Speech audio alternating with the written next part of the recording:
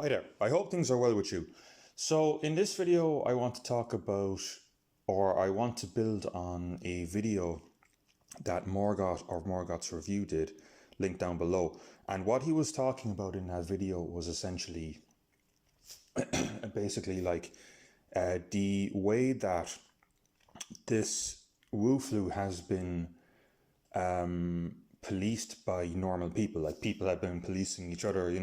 You've seen this on social media, or at least I've seen it, on Instagram or on Facebook or whatever. People going around ratting each other out, wearing face masks, taking pictures, going doing my civic duty and doing my job today. And that's a great point. That is an absolutely fantastic point. So in this video, I want to expand on where that's coming from, and I want to look at, in particular, RTE and the psychological manipulation that RTE is engaging in to do this. So it's a sort of a case of where do these feelings and where do these emotions happen or come from? Well, there's various sources, but one of them is the media and one of them is RTE. And how does RTE achieve this? How does RTE instill these emotions in people to go around and to police other people? Well, they do it in two ways. The first way is just simply put, as a lot of you are aware of, RTE have flagged a lot of nationalist YouTube channels, including Gerard Murphy's, Green Rooms, and my own. And it's fascinating in the way that's been done, because all these copyrights claims to pull down videos. I'll link all the videos down below, by the way.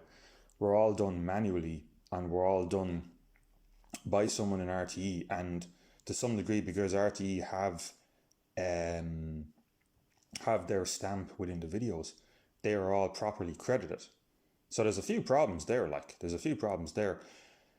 And the other thing too, is, I'll even just say it briefly there. One of my videos took a brief clip out of a RTE production, basically. And if you just Google the name of that RTE production into YouTube, if you YouTube that, you'll find that people have taken this clip loads and loads of times. And some of those clips have been up for 10 years and there have been no copyright claims whatsoever. But that little clip on my video is apparently warranted enough to take it down. So the point being is that it's kind of this kind of petty, just get rid of the competition stuff that RTE is doing. Like, you've seen this with Dave Cullen and Dolores Cahill's video being taken down as well. Like, one of the ways that they're getting rid of this kind of or they're trying to achieve this kind of social policing effect, it's just simply get rid of anyone who talks out against this. And funny enough, the 4 videos that I had that were taken down, they were all coronavirus related. So I thought that was interesting as well. So that's one way the media have done it. Like right now, we have literally a public state broadcaster who is trying to stop people's right to speaking and disallow people just on a silly little copyright thing on, I mean, even in my case, in a very small channel that hasn't been demonetized, or that hasn't been monetized, excuse me. So that's one of the ways they do this. Now, the second way is a bit more insidious, a bit more subtle, and a lot more interesting. And it comes in the way that RTE actively work and actively manage their news. So what I mean by that is, the first assumption, or the first thing you have to think about, is how does marketing work?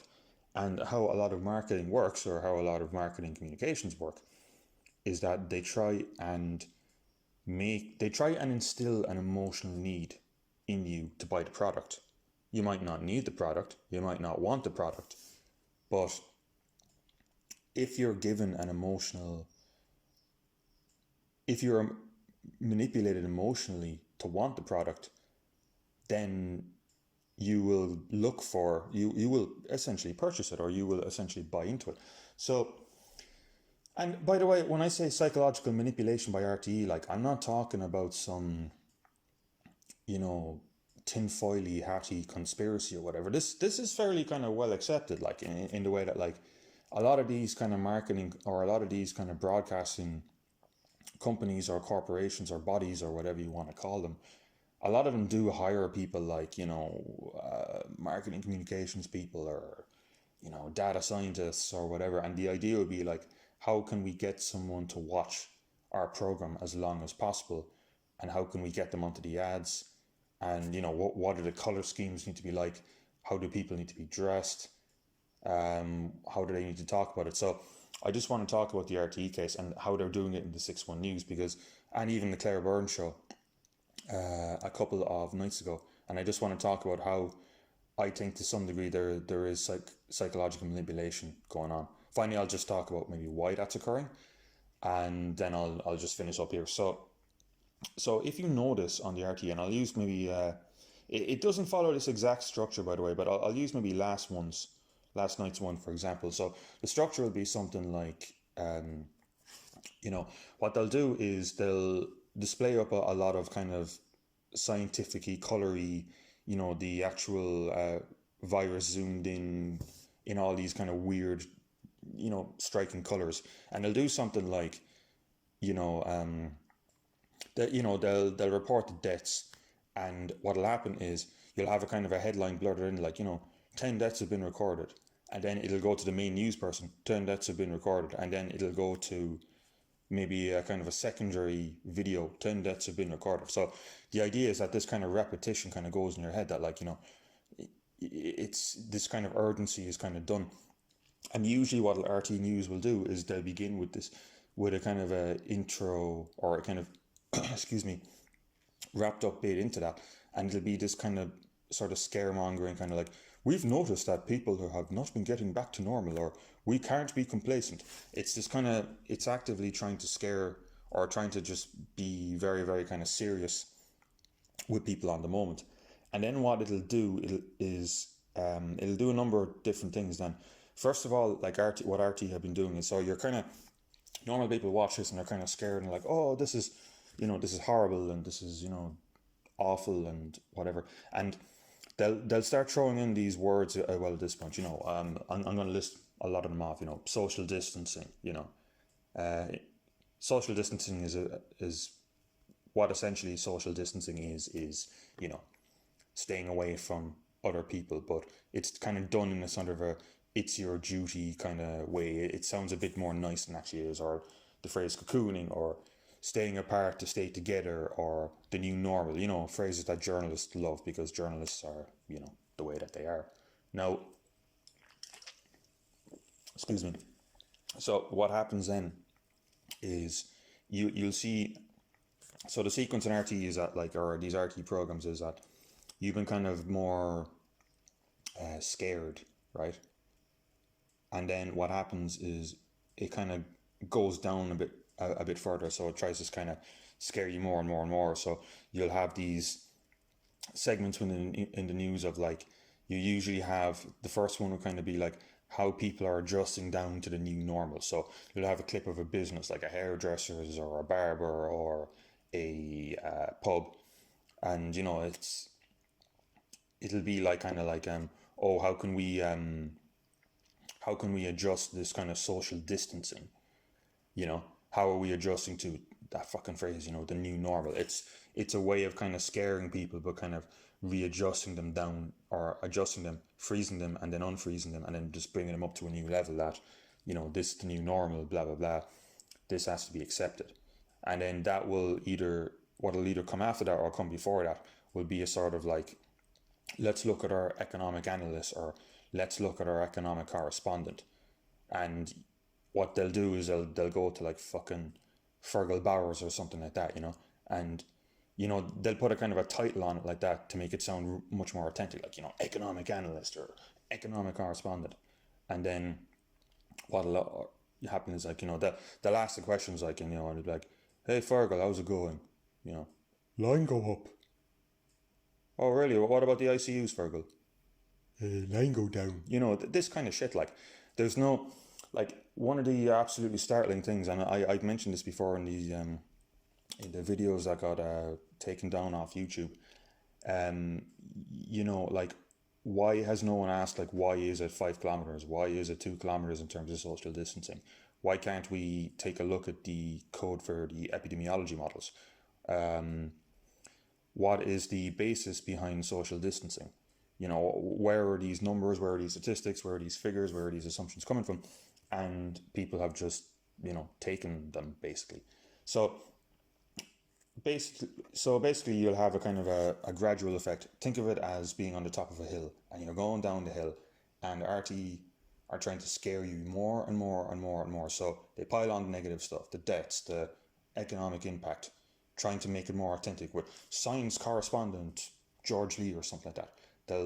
They'll bring you down, down, down, down, down to a base, to the bottom of the hill, and at that stage, people are just going to be, feeling unpleasant.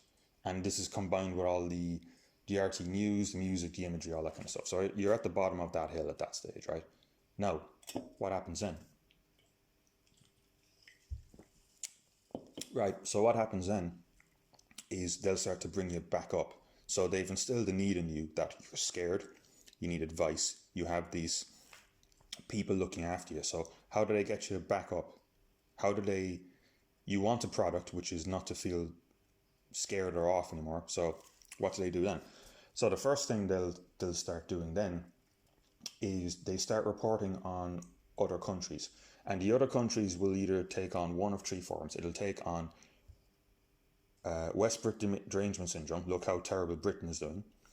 It will do, and I'll get to the American one because that's particularly interesting. It'll kind of go into how other countries have done, but it'll only be kind of a couple of countries, like, Spain or France, the countries that have done worse than us, essentially.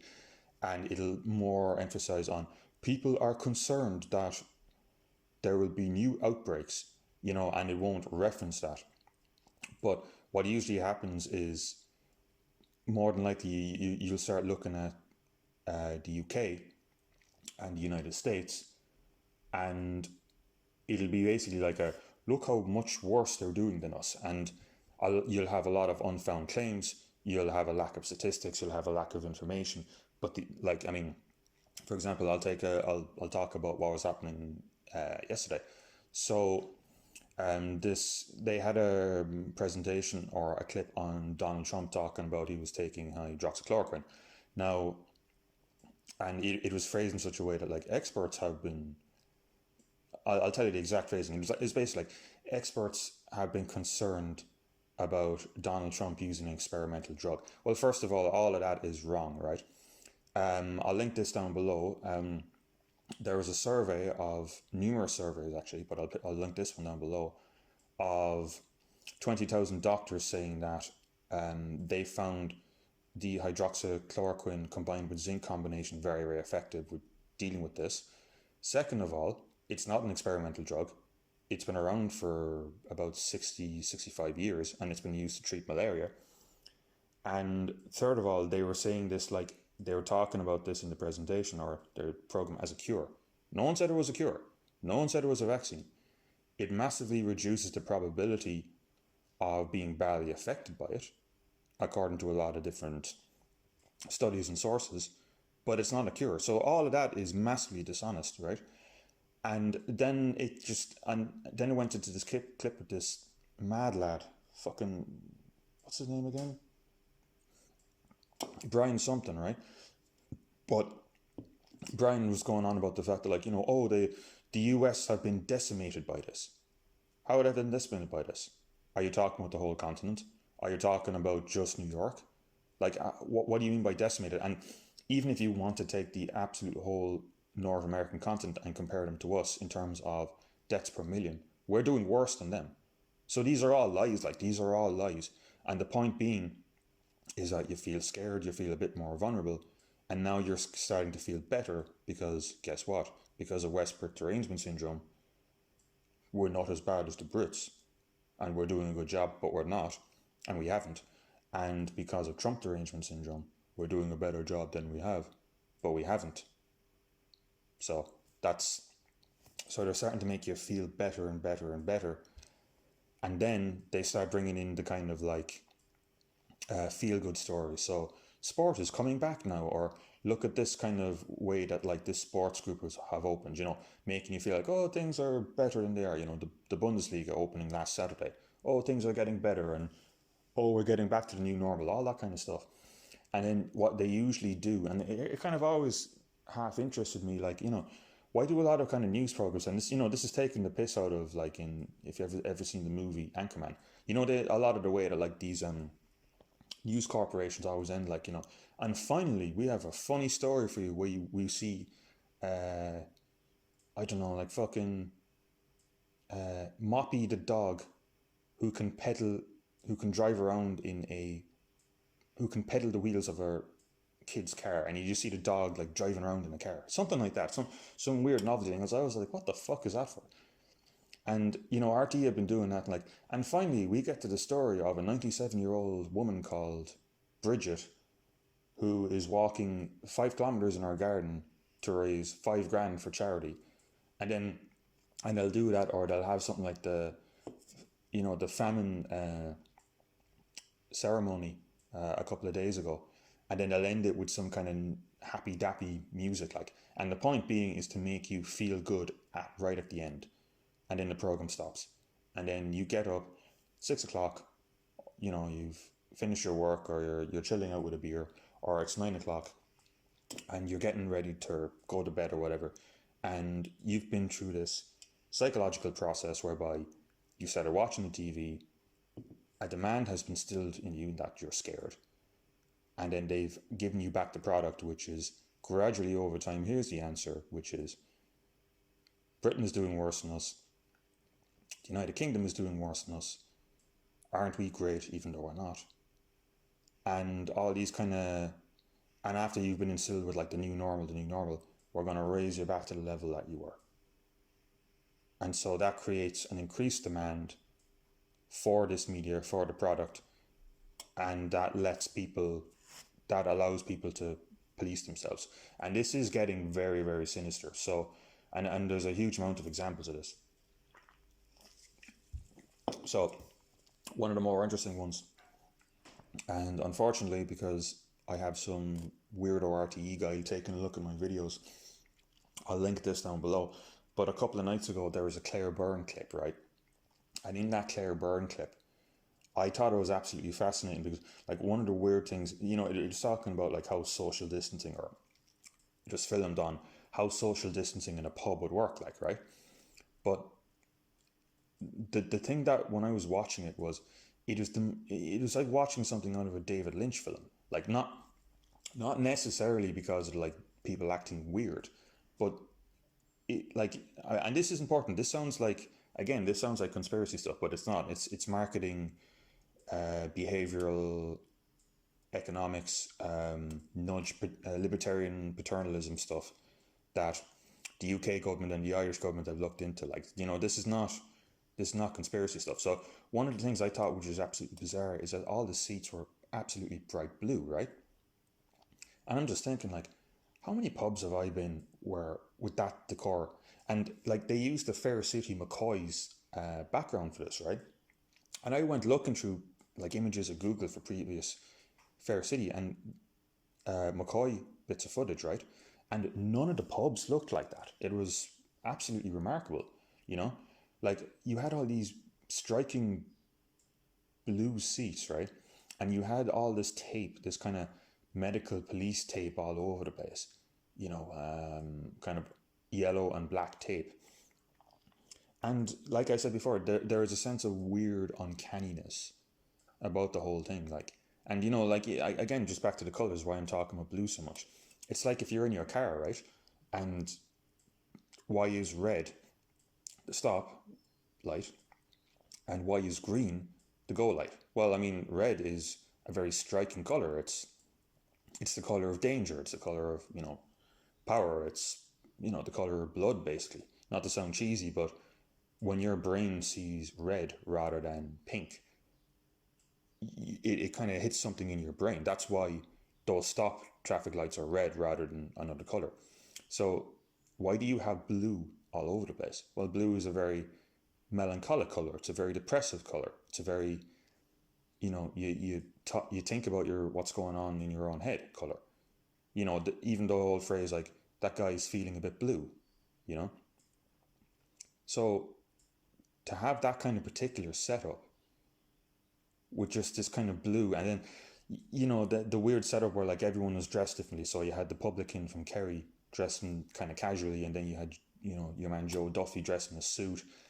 And it was, like I said before, I got the same feeling watching like Blue Velvet, watching that clip. Like, and I think that was to some degree quite, maybe some bit intentional. The idea that it was trying to unsettle you, but to give you the kind of a sort of like this is going to be the new normal thing. The way that like they were talking back and forth. Joe Duffy was talking about his kids, going back and forth from the pub. And all these phrases and all this acceptance from these RT presenters as the new normal. This is going to be the new normal, the new normal, the new normal. Which is, I mean, I did this in the video, the coronavirus question. I was talking about like the fact that like, even though this is a severe virus, that flu that is killing people, there's going to be a lot of people who are going to benefit from this. And where is the state power going to work, and where is it going to come from?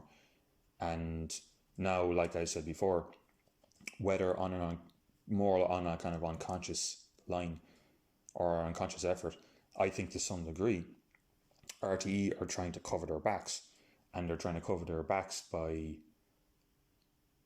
essentially emotionally manipulating people. Because this is why, right? This is why you're seeing this effect of, people going, oh, Simon Harris is playing a blind or is doing a great job, when one they actively haven't. And like I said before, one of the things which I'd say they're shitting themselves on is the fact that, for example, are the government going to be hit with an awful lot of lawsuits in the next while? And one of the remarkable things, I mean, I was thinking of doing a few video series. One of them is going to be, the true story about RTE. And the second one was like, how the Irish government, messed this up. And one of the mess ups they've made is they've been trying to stop stuff, but they haven't been thinking of like, or at least it seems to me, like the second and third order effects of all of this, right? So, stuff like the leaving cert. Let's just give people a predicted grade system. I mean, what's that going to do? That's going to leave the state and all these people and all these teachers open for legal action. Or the fact that like, switching out the homeware store for the 18th of May, that the homeware stores cannot open on the 18th. What's stopping a homeware store suing them on the 18th? Rather than kind of thinking of a way that like, how can we, not have these additional effects happen in time. So to some degree, there is some marketing, emotional conditioning going on through a lot of the media and through a lot of RTE. And like I said before, this isn't a conspiracy. This isn't like some New World Order stuff. These are consultants. These are lads paid good money. They come in and it's like, how can we get people engaged as much as possible? And I think on an unconscious level, what's going on is that the state is trying to protect itself, because in some ways the state is very, very vulnerable. So anyway, those are the 2 points I wanted to discuss. It's something to look out for. Whenever you're kind of watching TV, whenever you're kind of watching these news programs, kind of look out for those trigger words, look out for the clothes, the way it's filmed, the music that's used. It's meant to stir a particular emotional reaction out of you. We don't have news anymore. We don't have an objective reporting of facts. We have emotional manipulation. We have entertainment. We have stuff that's supposed to nudge you, literally, in a particular direction. Libertarian paternalism, if you're interested, look that up. And essentially, that's pretty much it. The only thing too I want to just say before I finish this off is that just based on the fact that RTE have been going after my channel and a few other channels, so apparently I'm on a kind of an RTE list right now, I suppose. The first thing is that like, I'm in some weird way, I'm actually kind of flattered. Like, this big fucking public broadcasting organization has the need to go after a guy, with about 600 and a bit subscribers, who hasn't monetized his channel at all or is not making money off it. in some ways it's actually kind of flattering, which is kind of interesting. But the other thing too is, and I'll just finish up with this, is that like, I mean, like you lads are like, you know, I just think on like the impact that people have made in this area, like Dave Cullen or whatever, and it just kind of reminds me. I mean, this might sound a bit cheesy, and I'll leave you off, but it's like that scene in Captain Phillips. Don't forget. Or you listen to me like I'm the captain now. Well, let me just rephrase that by saying like, lads, they better listen to us because we're the new media now. We're the new journalists now. I'll talk to you later. Bye. Bye. Bye. Bye.